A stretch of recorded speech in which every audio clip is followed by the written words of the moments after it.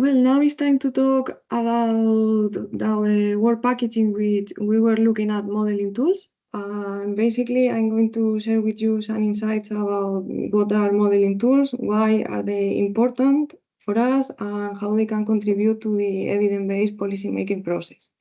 We are gonna discuss how they can be used, and also I'm going to close the presentation with some insights regarding how you can do an implementation of these tools, and I will try to give you some practical tips so that you can apply them. In terms of the motivation, modeling tools are at the heart of Work Package 2, and basically in this work package we were trying to achieve two main objectives.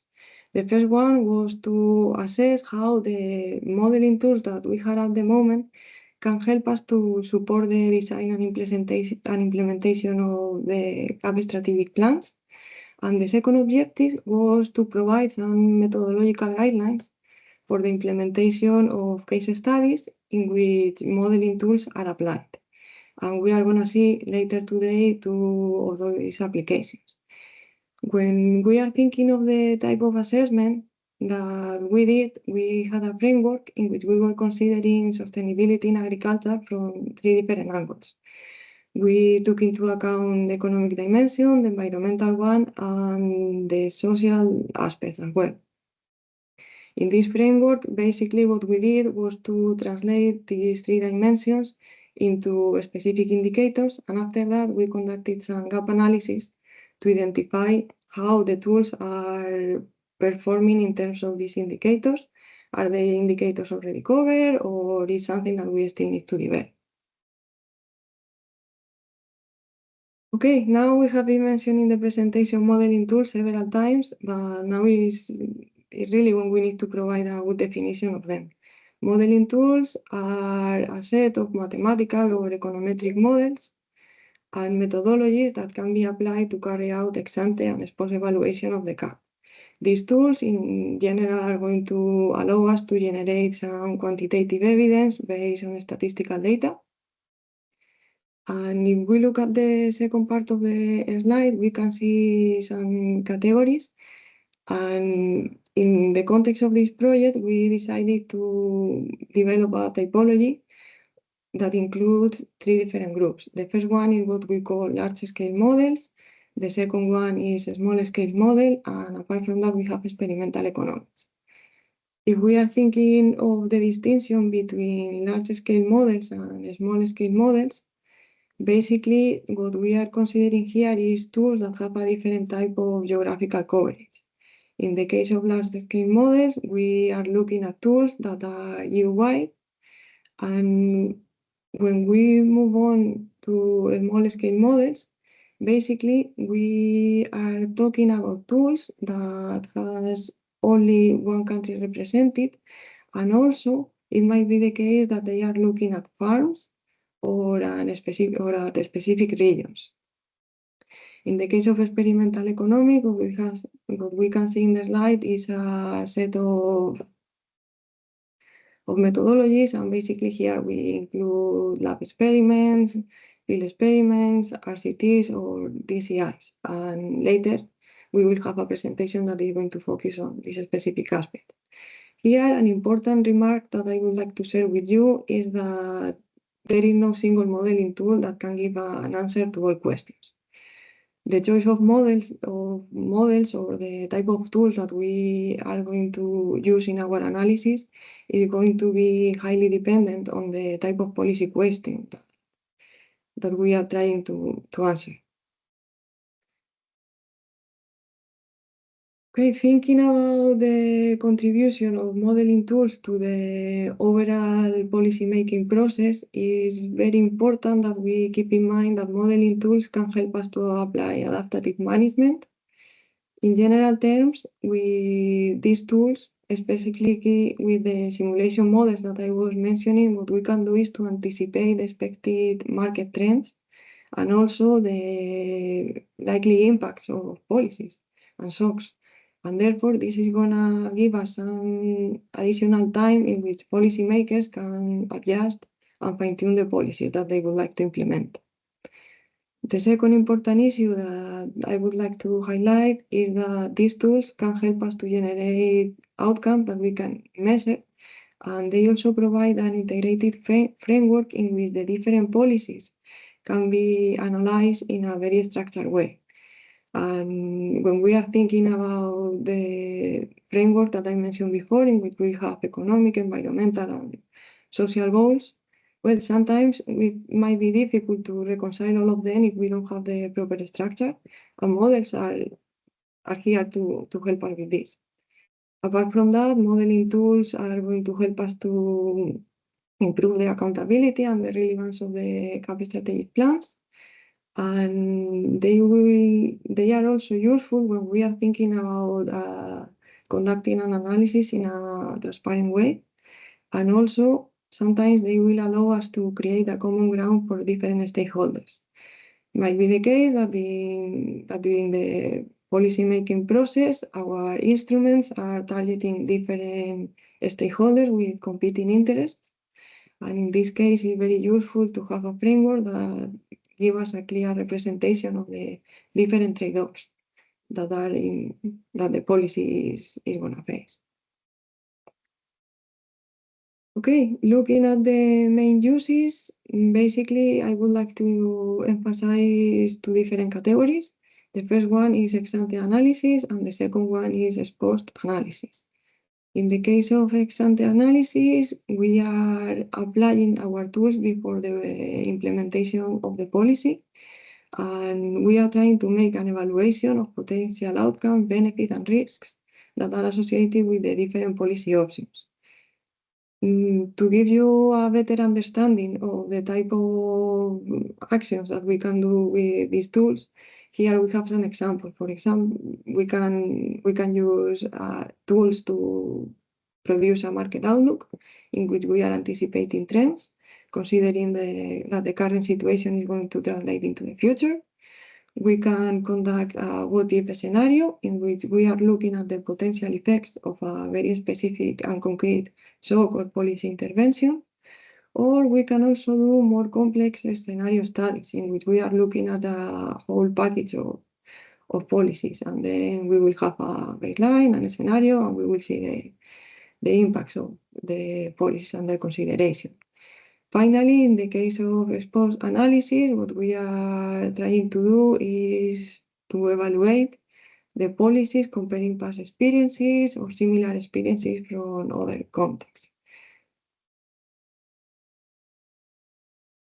Now that we know a bit more about what these tools can do for us, it's very important that we also talk about the limitations that we can face when we are using them. Because modeling tools are very powerful, but they are still have some limitations. The first one is coming basically from the definition of models. We know that models are simplifications of reality, and therefore it is very important that we understand well what we are covering with a model. And when we are looking for an answer to a question, we really need to see if the tool that we would like to use is the proper one, if its coverage and scope fits in a good way the policy question.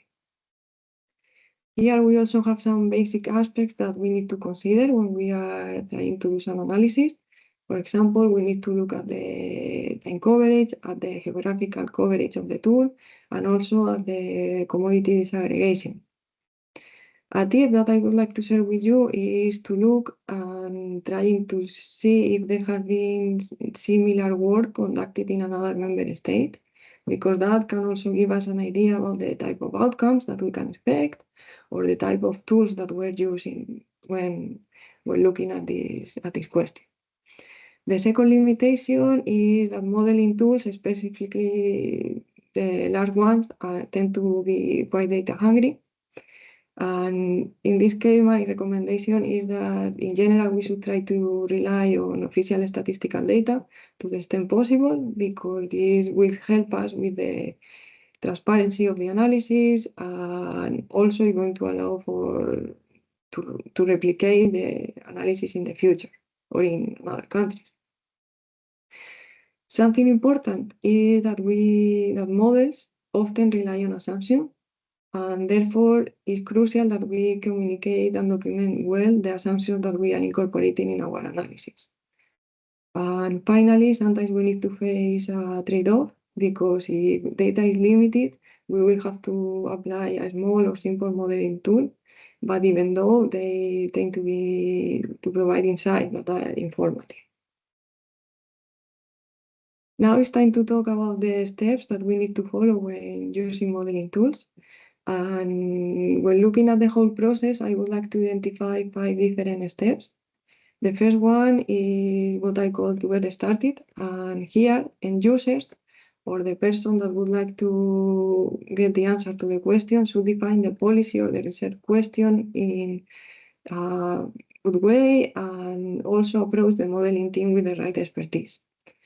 In a second stage, there is a joint effort between the end users, the people who have this question, and also the research team. And then they need to make some effort to come with the storyline for the scenario that is going to be modeled, and also agreed on the assumptions. And at this stage, it's also important that we have some first discussion about the type of output indicators that are going to be produced in the assessment. The third phase is focusing only on the modelers. And here the team is going to gather the inputs that are needed to populate the model. They are going to run the simulations, and finally they will generate the model outcomes. After that, we should move on onto a phase of validation. And here in this phase of validation, basically the modeling team is going to share the outcomes with the stakeholders. It is important that we get a good understanding and feedback on the results. And after that, we will move into the final phase. And here, what we have to do is, or what the modelers will do is to incorporate the stakeholders' feedback and fine-tune the different, and fine-tune the modeling exercise in general. Sometimes they will need to revise the assumptions, other times they will need to incorporate better data. Finally, they will come with the final set of outcomes that will be delivered to the end users of the CAP. Looking again at the whole process of implementation, I think that I would like to highlight 4 elements that are crucial when we are thinking about how we can conduct this type of exercise in a successful way. The first one is that we need to keep in mind that sometimes there are issues with capacity building because the community of modelers is rather small, and sometimes there are technical obstacles in terms of time and human resources when we are trying to get advice and support in conducting this type of exercise. The second issue is the engagement of policymakers, because sometimes policymakers think that these exercises are obscure, and it's very important that we engage them in the whole process. And for this, it's crucial that at the very beginning they feel ownership of the type of questions and the type of scenario that is going to be analyzed in the study.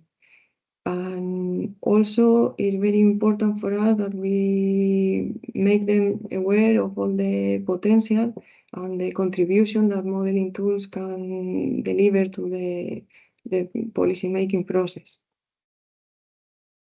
The next item that we can see here is validation. I have already talked a bit about validation in one of the phases of the process, but it's very important that the picture is realistic, is something that all the stakeholders can recognize, because if we come with model outcomes that are very sophisticated, but then they are not reliable, well, the process is not going to be successful.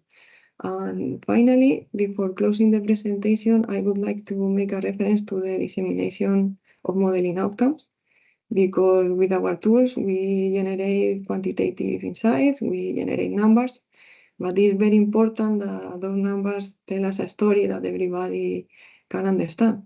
And therefore, there is an important communication component. We need to make a good effort in translating the insight from the model into messages that are usable for policymakers and also understandable for the broad community. And with this, I would like to close the presentation, and if there are any questions, I will be happy to answer them.